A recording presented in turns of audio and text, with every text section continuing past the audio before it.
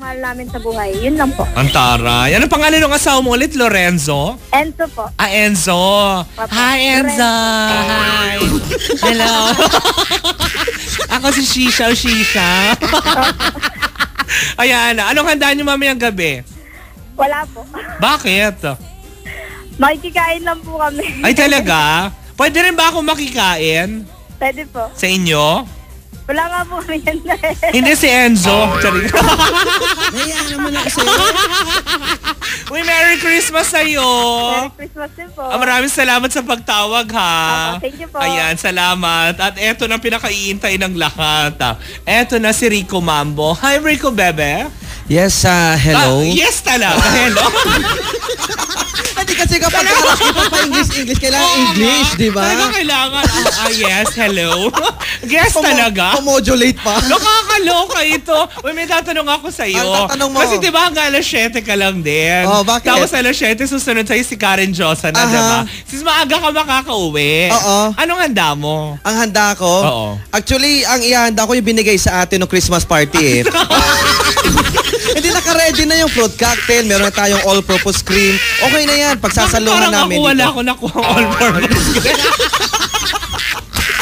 Ba't parang ikaw meron? Hindi kahapon lang binigay. Okay, wala pa ako.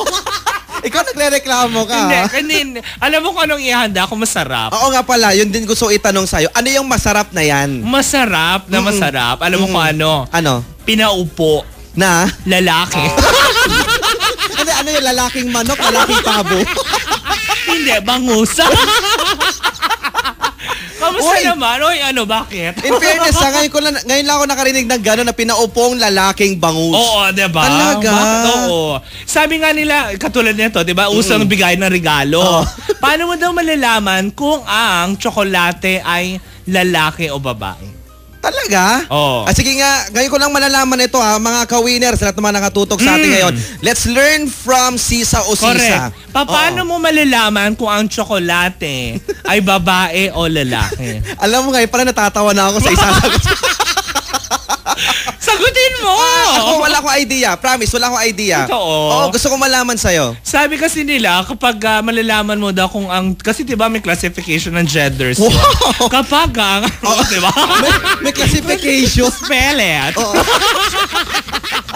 Hindi. Ang classification kasi daw, ang tsokolating babae. Malalaman mo daw kapag ang tsokolate sa supermarket ay babae. Kapag nakalagay daw doon sa chocolates, with nuts.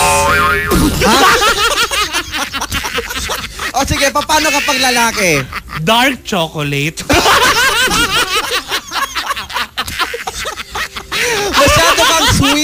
Masyado kang sweet ngayon, Sisa o Sisa. Grabe na ito.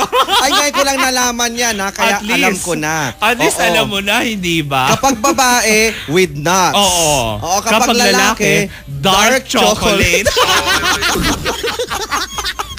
Ay, naku siya. Hindi ko na ibibitinin pa. Ito na, magtutuloy ng kalokohan, harutan at kulitan.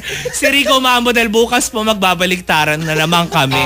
Oo, tama, di ba? Bukas po si Sisa o Sisa sa mga nabitin sa kanya ngayong umaga, ngayong hapon na ito, abay ganitong oras, 3 to 7 naman siya. At bukas ako naman magtatanong sa'yo, anong handa mo? Di ba, paliktad lang eh. Anong inihanda ko? Oo, di ba? Yung sarili ko, nilagyan ko lang ng mga paminta. Ay, naman ako sa'yo. Nag-marinate pa. Ay nako mga ka-winner, ito na tuloy-tuloy pa rin po ating tugtugan. Makakabili niyo na po si Rico Mambo syempre sa Christmas Special Edition ng 107.5 Win Radio. Winner ka dito! Winner ka dito! Win Radio! Win Radio! Win Radio! 107.5 Win Radio.